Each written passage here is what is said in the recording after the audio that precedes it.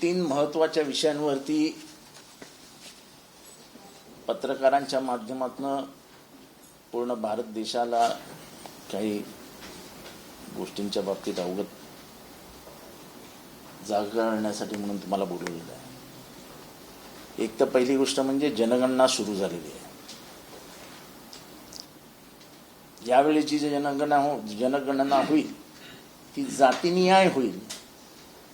खास करून बिहार इलेक्शनच्या आधी जेव्हा तिथली ओबीसी मतं आपल्याला मिळणार नाहीत अशी जेव्हा बीजेपीला खात्री झाली तेव्हा मतांचं राजकारण करण्यासाठी बीजेपीने पाऊल उचललं आणि जोरात घोषणा झाली की यावेळेसचे सेन्सस असेल म्हणजेच जनगणना असेल ती जाती आधारित असेल। पण आता जेव्हा लक्षात येते तेव्हा ना तर ते जात विचारतायत, ना कुठला फॉर्म आहे, ना कुठली जात लिहून घेतली जाते। मला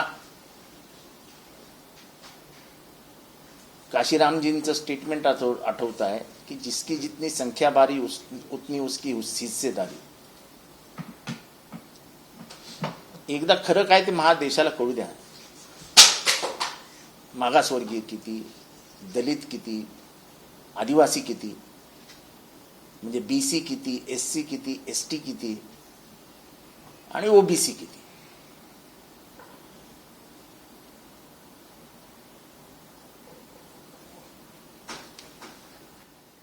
एकीकडे सरकार निर्णय घेतं की ओपन मध्ये रिझर्वेशन वाल्यांनी यायचं नाही। आम्ही नेमके संख्येने किती आहोत हे तर आम्हाला समजू द्या। आणि ओपन हे कधीपासून रिझर्वेशन व्हायला लागलं? संविधानामध्ये ओपन हे रिझर्वेशन नाहीच आहे। ती जरी गोष्ट बाजूला ठेवली तरी तुम्ही शब्द दिला होता या देशाला की आम्ही ओबीसी ची जनगणना करू।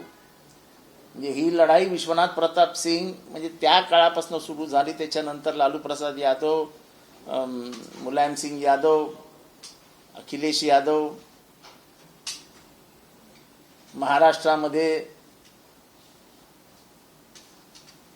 गोमीदास मुंडेजी, छगन भुजबळजी या सगळ्यांनी ही लढाई लढली। पण आता मात्र गपचूप बशनात बांधून ही बाजूला ठेवली जाते आणि हे सरकार ह्या जनगणनेमध्ये कुठेही ओबीसी जनगणना करताना दिसत नाही। ही चक्क ओबीसी समाजाची फसवणूक आहे आणि मला वाटतं ह्याच्या विरोधात ओबीसी समाज पेटून बाहेर येईल। त्याच्यापेक्षा जनगणना करूच नका। इथं आधी प्रयत्न केला की जनगणनेच्या आधी मतदारसंघ वाढवण्याचा, त्याच्या मागे महिलांचं आरक्षणाचं लेबल लावून टाकलं। जे संविधानातच नाही ते करताय कशाला तुम्ही? संविधान पायदळी उडवताय। वारंवार आम्ही सांगतोय की तुम्ही संविधान पायदळी उडवताय। कॉकरोच जनता पार्टी, आता तुम्ही देशातल्या तरुणांना काही उद्योग नाही, धंदे नाही, कशाच्याही नाद्याला लागतात, कॉकरोच आहेत असं म्हणण्याचं दारिष्ट जेव्हा सर्वोच्च न्यायालयात दाखवलं जातं तेव्हा इथला भडकलेला तरुण वर्ग जर एकत्र येण्याची सुरुवात झाली असेल आणि त्याच्या माध्यमातून जर कोणीतरी मराठी पोरगा अमेरिकेतनं कॉकरोच जनता पार्टी नावाचं पेज काढत असेल आणि त्याला सर्व राजकीय पक्षांच्या कैक पटीने जास्त रिस्पॉन्स मिळत असेल तर त्याच्यात पोटात दुखण्यासारखं काय आहे? म्हणून तुम्ही काय त्याचं पेजच उडवून टाकणार? गेल्या काही दिवसांमध्ये असं लक्षात येत आहे की बंडखोर विद्रोही लोकांचे ट्विटर अकाउंट डिलीट होत आहेत, त्यांचे इंस्टाग्राम अकाउंट डिलीट होत आहेत, फेसबुक डिलीट होत आहेत। हे कशासाठी? मला आजही इंदिरा गांधींचं कौतुक ह्याच्यासाठी आहे की त्यांच्या विरोधात JNU म्हणजे जवाहरलाल नेहरू युनिव्हर्सिटी दिल्लीमध्ये अतिशय उग्र आंदोलनं चालायची। पण एक इमर्जन्सीच्या काळात तुमचं हे वागणं आम्हाला मान्य नाही असं म्हणण्यासाठी आंदोलन झालं आणि स्वतः इंदिरा गांधींना आमंत्रित करण्यात आलं की आमचं निवेदन घेण्यासाठी तुम्हीच या। तेव्हा त्यांचे नेते सीताराम येचुरी होते आणि इंदिरा गांधी स्वतः दरवाजावर गेल्या आणि सीताराम येचुरी यांच्या हातनं सगळ्या विद्यार्थ्यांच्या हातनं निवेदन घेतलं आणि नंतर त्यांनी ज्या काही चुका झाल्या होत्या त्या चुकांची माफीही मागितली. फार वर्ष झालेली नाहीत आपल्याला स्वातंत्र्य मिळून, पण या देशातली लोकशाही आणि देशातली जनता प्रगल्भ आहे. चायनामध्ये तायनामेन स्क्वेअरमध्ये विद्यार्थ्यांचं आंदोलन झालं, गोळ्या घालून चिरडून टाकण्यात आलं. या देशाला तुम्ही कुठे नेताय? आरोप करण्यात आला की ते कॉकरोच जनता पार्टीमध्ये पाकिस्तानचे आणि बंगालचे लोक समावेश झालेले आहेत. त्याचा तो जो मुलगा आहे ज्याने हे सुरू केलं त्यांनी लगेच पुरावा टाकला, आणि तो ऑफिशियल पुरावा टाकला की 18 मिलियन जे फॉलोअर्स आहेत त्याच्यातले 94% भारतीय आहेत, आणि त्यांचं वय पण टाकलं त्यांनी.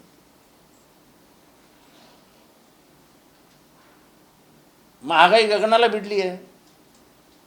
बंगालचं इलेक्शन होईपर्यंत सगळं व्यवस्थित आहे, सगळं व्यवस्थित आहे, सगळं एकदम सगळं व्यवस्थित आहे. आता रडारड सुरू केली आहे. 1 महिन्याचं पेट्रोल बाकी आहे, 20 दिवसांचं डिझेल बाकी आहे. त्याच्या आधी शटडाऊनची तयारी करा. गरिबी म्हणजे अच्छे दिन आएंगे ते तर बघितलेच नाही भारतीयांनी, पण बुरे दिन आने वाले है याची तयारी करा, असं नेदरलँडमध्ये जाऊन पंतप्रधान बोलले. अच्छे दिन आलेच कधी, तर बुरे दिनचं का आम्ही म्हणजे घाबरून जायचं. पण या देशाला घाबरवण्याचं काम पंतप्रधानांनी केलं की आपली आर्थिक स्थिती बिघडलेली आहे, डबघाईला गेलेली आहे, त्यामुळे त्यांनी तेल कमी वापरा, रॉकेल कमी वापरा, पेट्रोल कमी वापरा, गॅस कमी वापरा, भाजी कमी खा, चपात्या कमी खा, हे खा ते खा, हे खाऊ नका ते खाऊ नका. अरे काय, या देशाला आधार देण्याचं काम नेतृत्वाने करायचं असेल की कितीही अवघड परिस्थिती असेल तरी काळजी करू नका, आम्ही तुम्हाला याच्यातनं मार्ग दाखवू. आणि एक काम 2007 साली विश्वावरती गंडांतर आलं असताना भारताचे तेव्हाचे प्रधानमंत्री मनमोहन सिंग यांनी जाणवू पण दिलं नाही देशाला की विश्व अडचणीत आहे म्हणून. आपली राजकीय बुद्धिचातुर्य वापरून मनमोहन सिंग यांनी देशाला मार्ग दाखवला. इथे तर देशातल्या प्रत्येक नागरिकाला घाबरवण्याचं काम केलं जाते. सोनं विकत घेऊ नका, भाजी घ्याल तर पाव किलोच घ्या, तेल टाकाल तर 1 चमचाच टाका.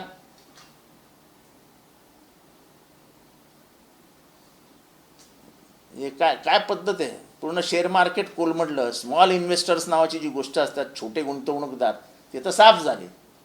पुढच्या 2 महिन्यामध्ये कित्येक आत्महत्या होतील, कित्येक आत्महत्या. कारण का स्वतः पंतप्रधान देशाला घाबरवण्याचं काम करतात तेव्हा हे सगळं धोकादायक असतं.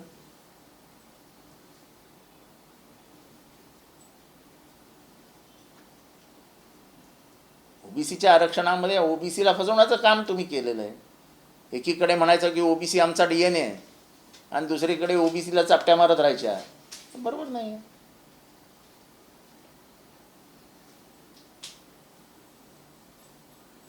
आणि नीटमध्ये जे काय झालं ते सरकारी आशीर्वादाने झाले, आणि त्यामुळे कॉकरोच जनता पार्टीने जी मागणी केलेली आहे, तरुणांनी जी मागणी केली आहे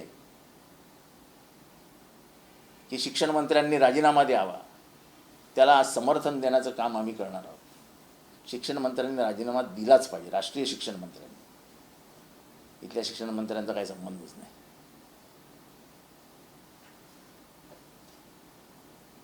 पण ज्यांना 10वीला 40%, 12वीला 45%, त्यांना नीटला 100%.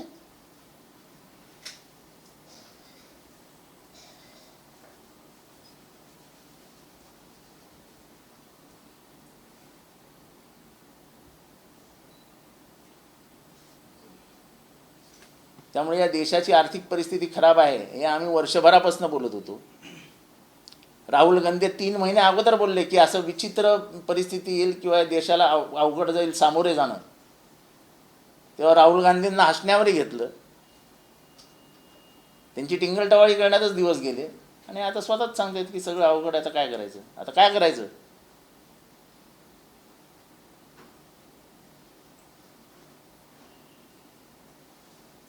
एवढ्या वर्षाची आपली जी भूमिका होती, आंतरराष्ट्रीय भूमिका होती, आपलं जे विदेश नीती होती, फॉरेन पॉलिसी होती, त्याच्यामध्ये गोंधळ घालून ठेवला आणि जे मित्र होते ते शत्रू करून टाकले. इराण हा एकेकाळचा आपला जवळचा मित्र, तेच संबंध कायम ठेवले असते तर हॉर्मुझ जी समुद्रधुनी आहे, जे चॅनल आहे, ते चॅनल आपल्यासाठी बंद झालंच नसतं. आपण स्वतःहून त्यांना अंगावर घेतले. अमेरिका काय मदत करणार आहे आपल्याला? तिने कधी आयुष्यात मदत केली अमेरिकेने कायम भारताला दम देण्याचंच काम केलं. तुम्ही एक दिवसाचं पेट्रोल विकत घ्या रशियाकडनं, असं करू नका. आमचा बाप आहे का रे ट्रम्प? आमचे बाप आम्हीच आहोत. मोदी आमचे नेते आहेत, निवडून आलेले नेते आहेत.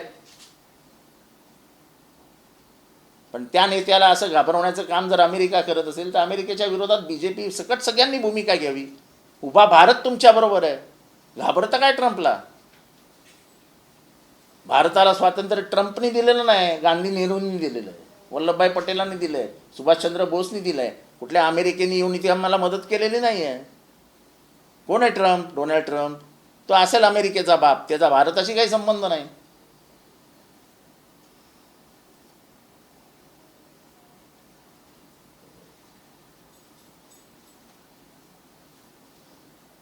तेव्हा विचित्र परिस्थिती आहे. भारत अपमानित होतोय आंतरराष्ट्रीय स्तरावरती. भारताला चापट्या मारण्याचं काम केलं जाते, भारताला टपल्या मारण्याचं काम अमेरिकेकडनं केलं जाते. आणि काही विशिष्ट कारणांसाठी अमेरिका आपल्यावर दबाव टाकते आणि आपण त्या कारणांना घाबरून माघार घेतो आहोत, असं आता स्पष्ट होत आहे.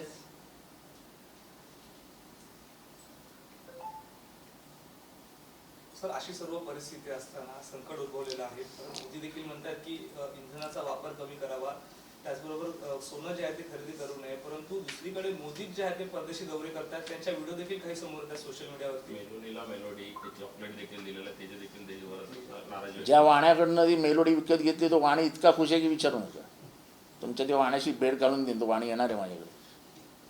डिक्के नावाचा तो व्यक्ती आहे, त्याला अमेरिकेत देखील धमकीचे फोन द्यायला लागले. असं आहे की त्याचे आई वडील बिचारे रडतायत की ह्या देशाची परिस्थिती काय आहे. म्हणजे या देशामध्ये स्वातंत्र्य आहे की नाही? मराठी पोरगा आहे तो. आपण सगळ्या मराठी पोरांनी एकत्र येऊया आणि सांगूया ही दादागिरी नाही चालून घेणार मराठी पोरं. एखादी भूमिका एखाद्या मराठी पोरांनी घेतली तर त्याला दम देण्याचं काम कोणी करू नये. आणि मला नाही वाटत तो टिपके घाबरेल.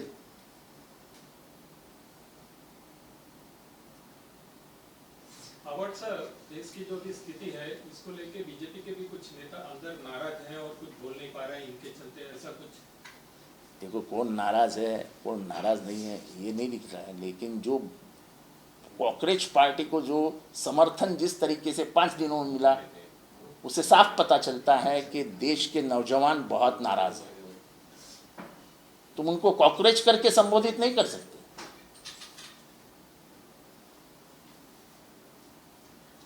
एक तो नौकरियां नहीं दे रहे, ऊपर से नौकरियां जा रही है, किसी में पैसा नहीं है, महंगाई गला घोट रही है.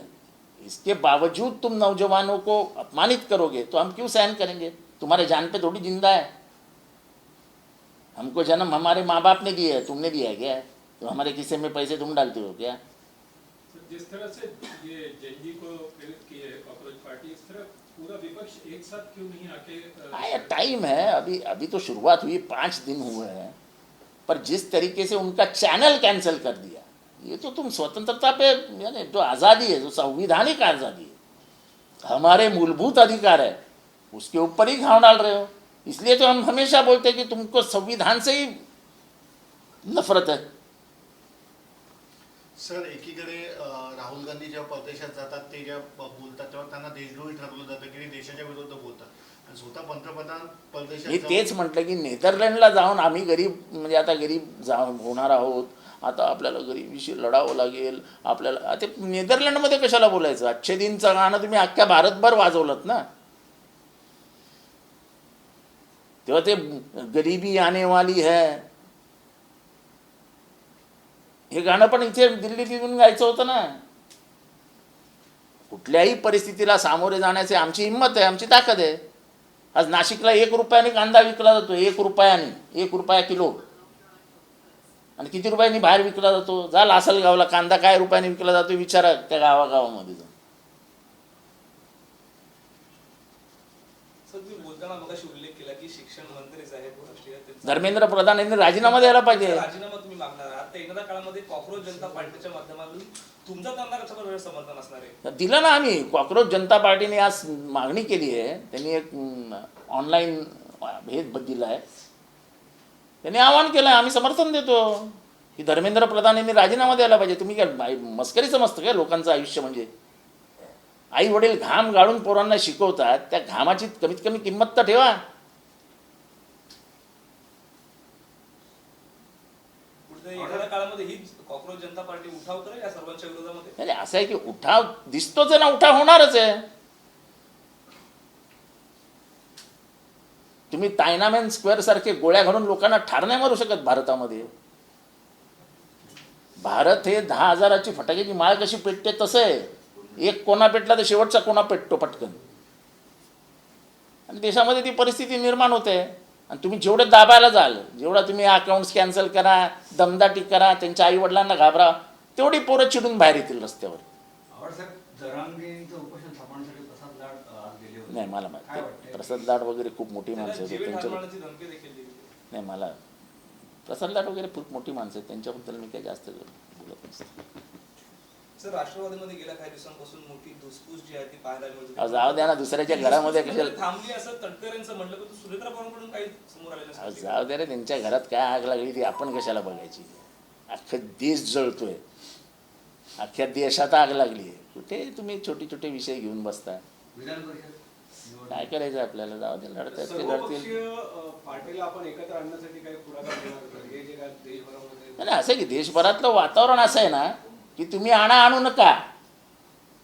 या देशातला तरुण एकत्र येणार जेव्हा 18 कोटी पोरं जेनझी, आपण समजूया 94% आहेत, म्हणजे 17.5% 17 कोटी वगैरे, म्हणजे जे काय असते मिलियन्स असते, जर एकत्र येत आहेत, इशारा बहुत सोच समझ के दिया गया है.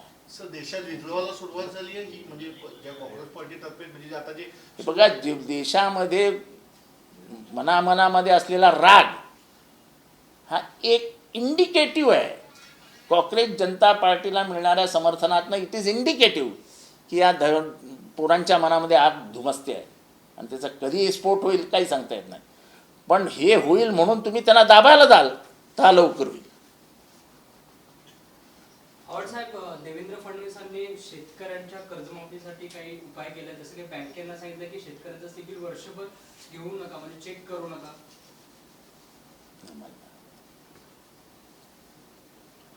साहेब, ठाण्यातल्या मोठ्या भूखंडासंदर्भात ठाणे महानगरपालिकेला TDRच्या माध्यमातून 2800 कोटी रुपये द्यायचे, या संदर्भात सर्वोच्च न्यायालयाने स्थगिती दिलेली आहे. या संदर्भात 20 कंप्लीट चोरी आहे ती. तो जो घोडबंदर रोड, म्हणजे तो जो दायाबाई आणि कंपनी, आणि तिथला जो TDR आहे, तो TDR म्हणजे चोरीचा TDR आहे.